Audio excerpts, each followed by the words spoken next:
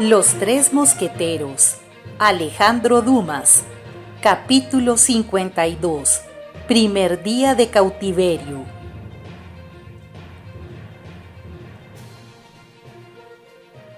Volvamos a Milady, a quien hemos perdido de vista durante un momento mientras dirigíamos la mirada a las cosas francesas. La hallaremos en la desesperada situación en que la dejamos, abismada en sombrías reflexiones, en una especie de infierno a cuya puerta había dejado la esperanza, pues por primera vez en su vida dudaba y temía. En 2 ocasiones la ha abandonado su fortuna, en otras 2 ocasiones se ha encontrado descubierta y vendida, y en ambas ha sucumbido bajo el poder del genio fatal que Dios le había enviado sin duda para combatirla. Artagnan la ha vencido a ella, la invencible pujanza del mal. La ha engañado en sus amores, humillado en su orgullo, burlado en su ambición, y ahora le hace perder su fortuna, le quita su libertad y aún amenaza su vida. Hay aún más, le ha rasgado parte de su máscara, esa erigida con que se escudaba y que la hacía tan temible. Artagnan había apartado de Buckingham, a quien ella odia, como aborrece cuanto antes ha amado la tempestad con que le amenazaba Richelieu en la persona de la reina. Artagnan se ha hecho pasar por el conde de Wardes, por quien ella tenía el ardiente capricho de una tigresa en celo, como son las mujeres de ese carácter. Artagnan no ignoraba que el terrible secreto que ella había jurado que nadie conocería sin costarle la vida.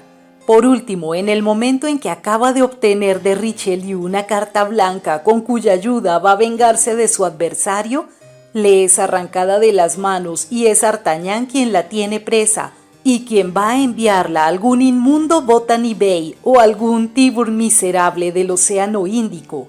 Todo esto avenía sin duda de Artagnan. ¿De quién provendrían tan vergonzosas calamidades sino de él? Él solamente pudo transmitir a Lord Winter todos estos secretos terribles que descubrió por una especie de fatalidad.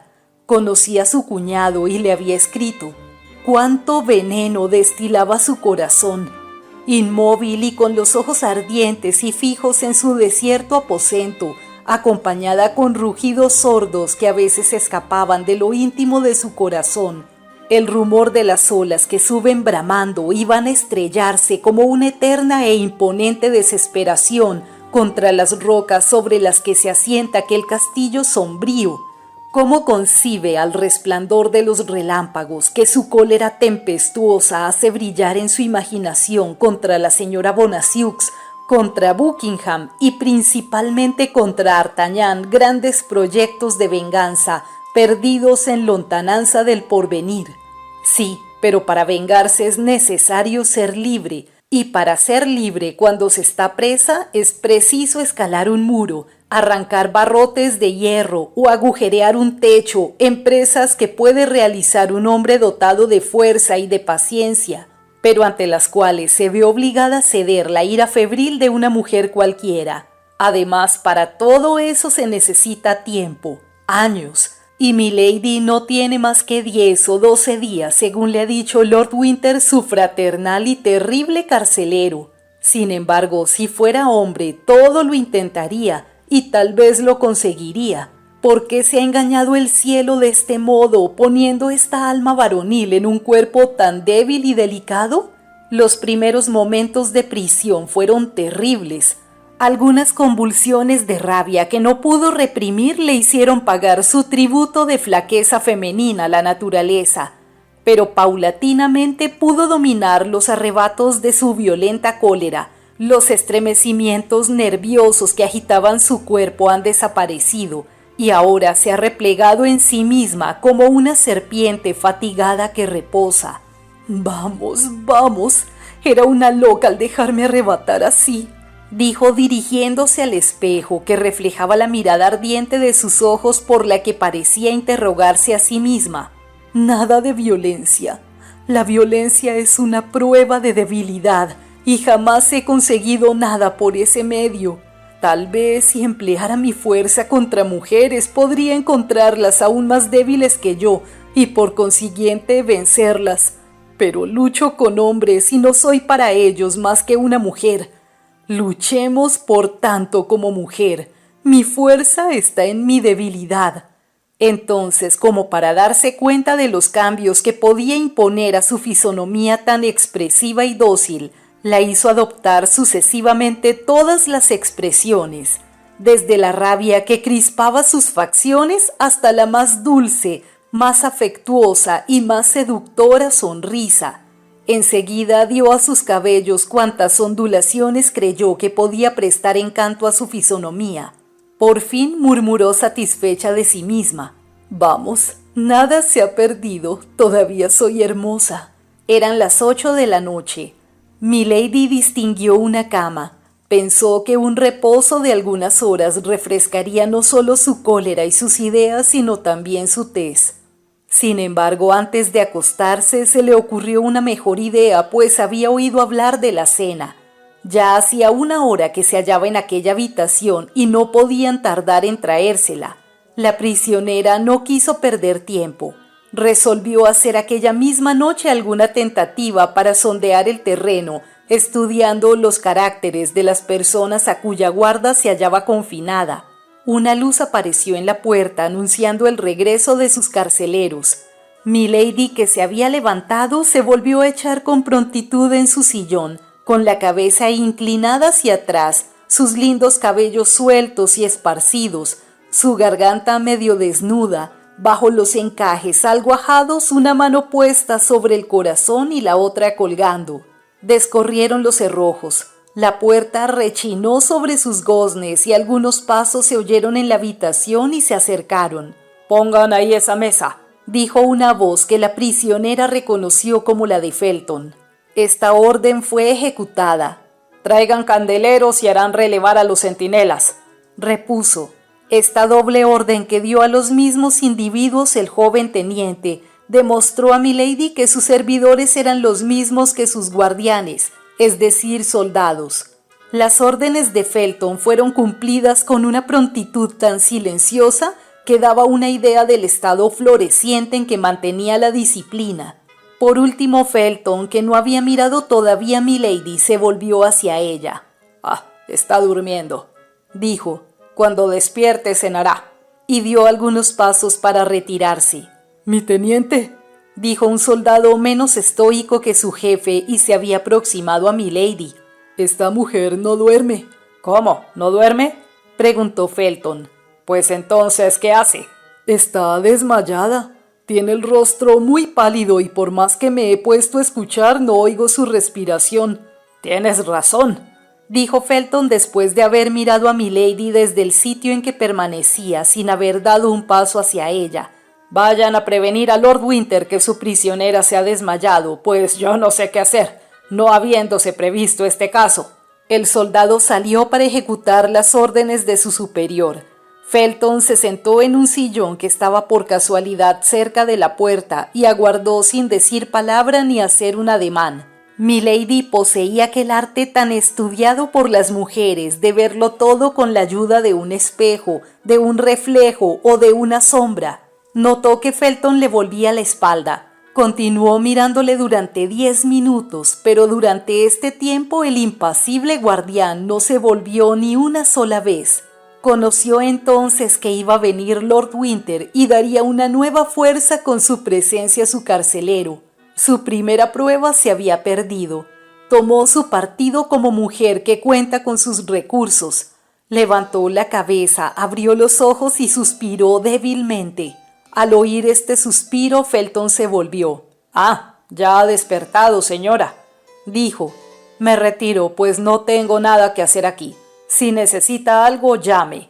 «Oh, Dios mío, cuánto he sufrido», murmuró Milady con aquella voz armoniosa que, semejante a la de las antiguas sirenas, encantaba a cuantos deseaba perder. Y enderezándose en su sillón tomó una posición más graciosa y abandonada de la que tenía mientras permaneció recostada. Felton se levantó. «Será servida así 3 veces al día, señora. Por la mañana a las 9, al mediodía a la 1 y a las 8 por la noche». Si no le convienen estas horas, puede indicar otras en vez de lo que le propongo y no habrá dificultad en conformarlas a su deseo. ¿Pero voy a permanecer siempre sola en esta habitación?, preguntó milady. Se ha avisado a una mujer de estos alrededores que vendrá al castillo y la asistirá siempre que la necesite. Le doy las gracias, señor, respondió humildemente la prisionera. Felton hizo un ligero saludo y se dirigió a la puerta, pero en el momento en que se disponía a salir se presentó en la galería Lord Winter, seguido del soldado que había ido a llevarle la noticia del desmayo de milady. Traía en la mano un pomito de esencias. «Veamos qué es lo que pasa aquí», preguntó una voz burlona viendo a la prisionera de pie y a Felton resuelto a retirarse.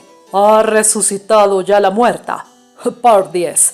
Felton, amigo mío, ya has visto que te ha tomado por un novicio y ha representado el primer acto de una comedia de la cual tendremos seguramente el placer de ver todos los enredos». «Bien me lo he figurado, milord», respondió Felton. «Pero en fin, como la prisionera es una mujer, he querido usar de la consideración que todo hombre bien nacido debe a una mujer, sino por ella, al menos por sí mismo». Milady se estremeció de pies a cabeza. Aquellas palabras de Felton se difundían como hielo por todas sus venas. «De modo», repuso Lord Winter riéndose, «que estos hermosos cabellos colocados con tanta sabiduría, esa tez blanca y esa lánguida mirada no te han seducido, corazón de hierro». «No, milord», respondió el impasible joven, «y crea que no son bastantes a corromperme los estudiados manejos y coqueterías de todas las mujeres juntas». «En ese caso, mi querido teniente, dejemos a milady que busque otro árbitro y vamos a cenar». «Oh, tranquilícese. Tiene la imaginación fecunda y el segundo acto de la comedia no tardará en seguir». Y al pronunciar estas palabras, Lord Winter pasó su brazo por debajo de Felton y se llevó al joven riendo. «Oh, ya encontraré lo que te falta», murmuró milady entre dientes. «Cálmate, pobre monje que has cerrado tu vocación, pobre soldado convertido que te has hecho el uniforme de tu hábito». «A propósito», dijo Lord Winter deteniéndose en el dintel de la puerta, «no es menester que este contratiempo le quite el apetito, milady. Pruebe ese pollo y esos pescados que por mi honor no he hecho envenenar. Estoy muy satisfecho de mi cocinero y como no tiene que heredarme, tengo entera confianza en él. Haga usted lo mismo que yo. Adiós, hermana, hasta su segundo desmayo». Esto era cuanto podía soportar milady. Sus manos se crisparon sobre los brazos de su sillón, sus dientes rechinaron, sus ojos siguieron el movimiento de la puerta que se cerró tras de Winter y Felton. Cuando quedó sola, la acometió un nuevo acceso de desesperación. Dirigió una mirada a la mesa, vio brillar un cuchillo, se arrojó a él y lo empuñó, pero su desengaño fue cruel, pues la hoja era redonda y de plata flexible.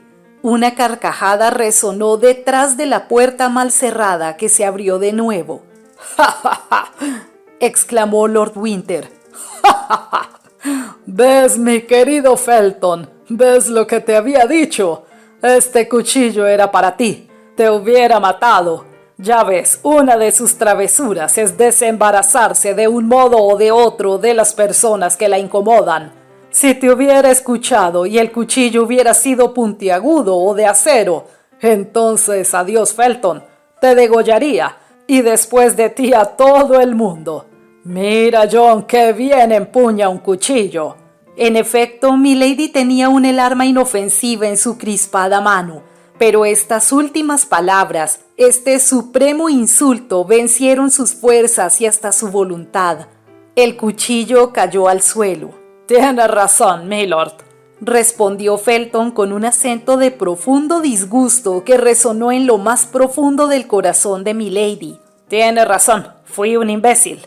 Y ambos se retiraron. Mas esta vez milady escuchó con mayor atención que la primera, oyendo alejarse y extinguirse sus pasos en el corredor. «Estoy perdida», murmuró. «Heme aquí en poder de unas personas sobre las que no tendré más poder que si fueran estatuas de piedra. Me conocen perfectamente y se hallan escudados contra todas mis armas. Sin embargo, es imposible, continuó después de un instante, que esto concluya como ellos han decidido. Efectivamente, como esta última reflexión le infundiera alguna esperanza, el temor y los sentimientos débiles no tuvieron cabida por largo tiempo en aquella alma profunda. Milady se sentó a la mesa, comió de varios platos, bebió un poco de vino español y sintió que se reanimaba su resolución. Antes de acostarse ya había comentado, analizado y examinado bajo todos sus aspectos las palabras, los pasos, los gestos, las señas y hasta el silencio de sus carceleros. Y de este estudio profundo, hábil y prudente, resultó por último que Felton era el menos invulnerable de los dos. Una frase, sobre todo, no se apartaba de la imaginación de Milady. «Si te hubiera escuchado», había dicho Felton a Lord Winter. Por consiguiente, Felton había hablado en su favor, ya que Lord Winter no había querido escucharle. «Débil o fuerte», se decía Milady, «tiene una chispa de piedad en su alma. Yo sabré hacer de esa chispa un incendio que le devore. Respecto al otro, ya me conoce, me teme y sabe lo que hay que esperar de mí si alguna vez llego a escapar de sus manos. Por consiguiente, es inútil intentar nada con respecto a él. Pero Felton es otra cosa. Es un joven humilde, puro y que parece virtuoso. A este, pues, hay medio de perderle». Milady se acostó y se durmió con la sonrisa en los labios. Quien la hubiera visto dormida hubiera creído ver a una joven soñando con la corona de flores que debía colocar sobre sus sienes en la próxima fiesta.